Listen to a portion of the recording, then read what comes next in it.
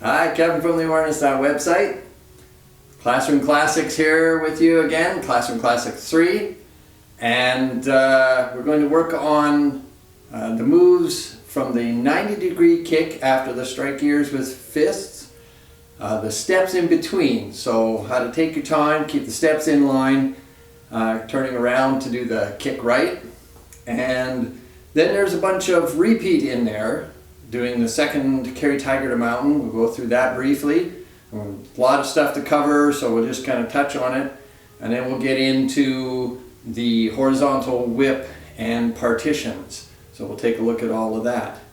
And then we're going to talk about our challenge that we got on Facebook there. So if you haven't yet, check out your Facebook, get on the Facebook, and you'll see what we're talking about. Okay, be right back.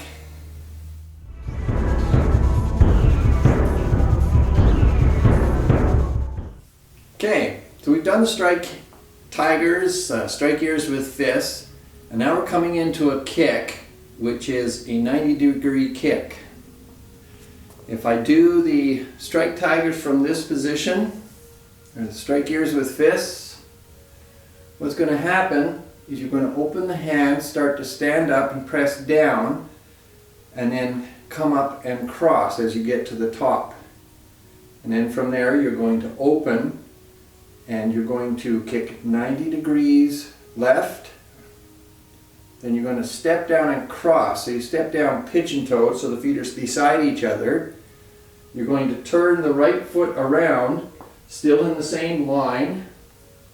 Come around, pigeon-toed, so that the feet are, again, in that same line. You're going to stand up on the left leg, open the arms, and kick 45 degrees right. Step down pakwa step with a bouquet of flowers. So the thing with this is don't hurry to do the steps. Don't get into the spin around sort of thing. A lot of people want to hurry it. If you take your time, that actually helps you to work on your balance a little bit better and allows you to get the feet in place, and that will help the balance, because if the feet aren't in place with the right angles, it's a little more difficult. So from strike gears with fists, press down and stand up, cross as you come up to the top, open, kick 90 degrees left, pigeon-toed and cross, pakwa step, pigeon-toed, kick right, step down with a bouquet of flowers in the pakwa step to go into chop with fist. So notice the steps were all in line. This one's going back on the same line for deflect, parry, punch. So those steps are all in a linear fashion. Common thing for a lot of people is when they kick, they'll step over here, and then they'll step over here, and then they'll step over here, and then they're wondering why they're all kind of out of whack. So making sure, and I'll do it facing this direction, so from the strike gears of fist coming up to cross, when you kick this way, you put the foot down pigeon-toed, turn the right foot around, pakwa step, come around pigeon-toed, and then you're going to kick with the right, and then put this foot down, pakwa. So I'm just walking in a line this way.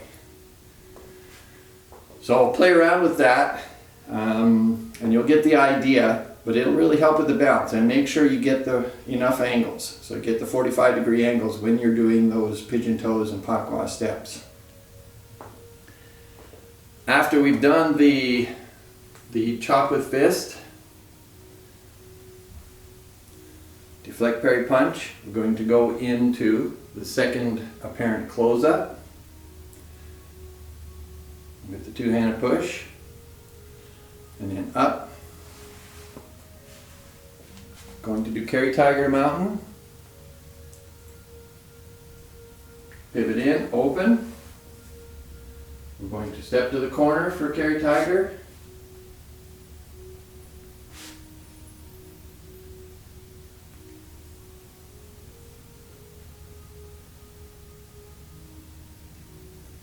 And then from here, come around for horizontal whip. So just like the regular whip to one side, except it's at a 90-degree angle from where you normally would do it. In the set, we would be doing whip to one side in this direction. Horizontal whip is 90 degrees from that direction. So facing the same direction as when you start the opening of Tai Chi. Now I'm going to turn around so you can see what I do to get into partitions. So I'm facing this direction, so I've come from carry tiger to mountain, horizontal whip. Now, when you shift back, you just push back with the front foot, let the arms float, the toe turns in a little bit, and then you stand up and hold the ball on the left side. Then you're going to step to the right angle. The right hand comes out, palm up, and the left hand turns inward and presses down. And you do a toyu. Very simple. Don't get the angle too big. If you get the angle too wide, then you're going to end up with not being able to square forward when you do the partition. So one more time here. So you square forward and push from the front leg, shift back, turn the toe in, stand up on the left, and this sets up your 45-degree angle so that you're stepping 45 degrees from the back foot, not to the room. From the back foot, you're going to partition out, and you're going to sit, so the wrists just turn and you stand up and hold the ball. And you relax yourself down, and as you sit down, you keep facing that same direction that you squared to do the partition. Relax down, put the foot out, get the step, and then move forward and do your toyu with the partition. And again, it's 45 degrees from the back foot, not 45 degrees to the room. So it's a little narrower angle going in a line that way. So you're off technically 22.5 degrees from the straight line to the end of the room. And then again, so you do 5 partitions.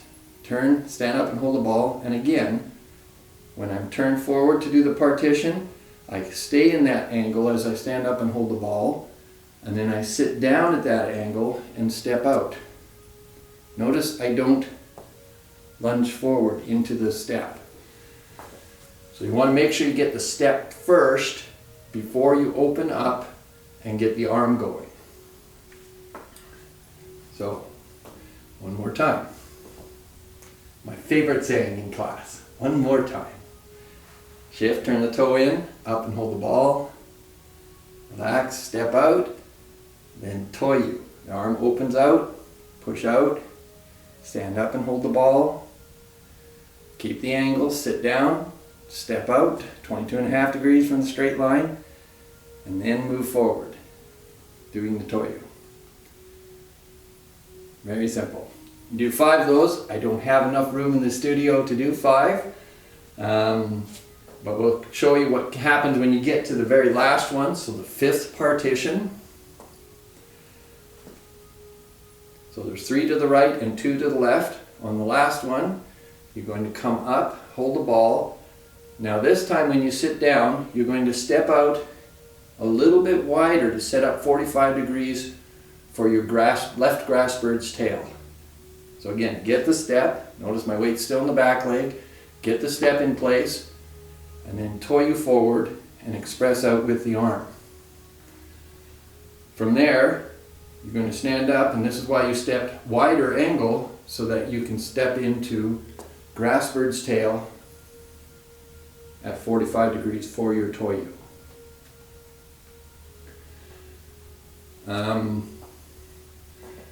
If you step too narrow, then it's going to be hard to get into the grass bird's tail. You'll be a little bit wobbly. So if you find you're being wobbly, check your angles. Check the angles of the feet. and make sure you got your 45 degrees that you're setting up for each move. And then from there, of course, the regular left grassbird's tail, and then coming around for whip to one side. So that's all the same. You've done all that before, and so it's fairly easy. So at this point in the set, now it's starting to get bigger chunks are happening, so they're repeated sections. So you've already very familiar with them by this time, so it's very easy to get through those. It's just a matter of tacking it on in the set and being able to remember what that section is. So after the partitions, a little bit of repeat, and then you end up going into Fair Ladies, but that's a whole nother video. So practice with that. Partitions, again, is a great one, like brush knees, that you can do a length of them. They're great for learning how to stretch out, how to get the balance of the arms. It really helps stretch out the spine, helps you work on sitting, keeping the angle, and quite often a lot of people will sort of turn as they step. You don't want to do that. If you turn as you step, now my knee's buckling and I'm already finished my toyu, so all I'm doing is just thrusting out the arm. You want to sit down into the leg, the supporting leg, put the foot out, and then open. And that opening helps to turn the spine, get the spine starting to line up and stretch out.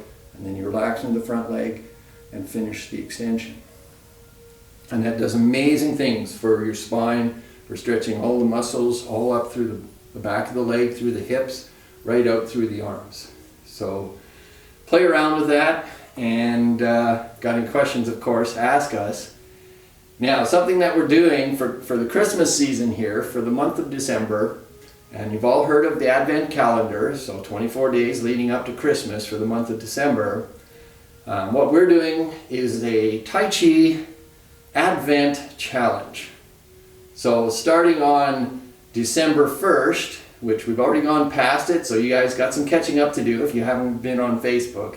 So get on the Facebook, and every day for the month of December, we are pulling a move out of the hat and at random, and you're going to practice that move each day, whatever move it is. Now, the trick is, on the first day, you do it once.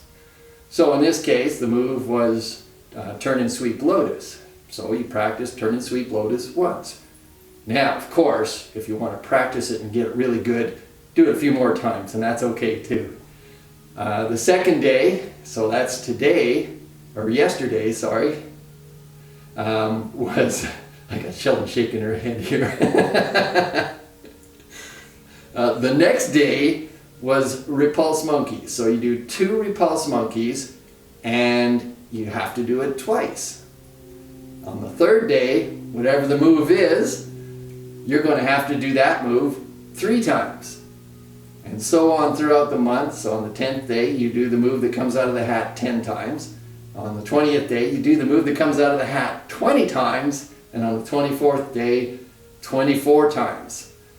So we've already got lots of comments. It's a lot of fun. And it gives you a chance to take a move and focus on it just in sort of out of context with the set. So it helps you to kind of think about the move a little bit. How do you get into it? How do you get out of it? So some of the moves are a little bit extended because we don't want to leave you hanging on a move, I would think. So whatever the move is, there may be a little bit extra, like maybe going into the next move or coming out of the previous move. So it's going to be a lot of fun, and I hope you really enjoy it. And as always, like us on Facebook, which I hope you're all going to get on that now so you can get the Advent Challenge. Check out our website and subscribe to our YouTube channel. Take care, and we'll see you next week.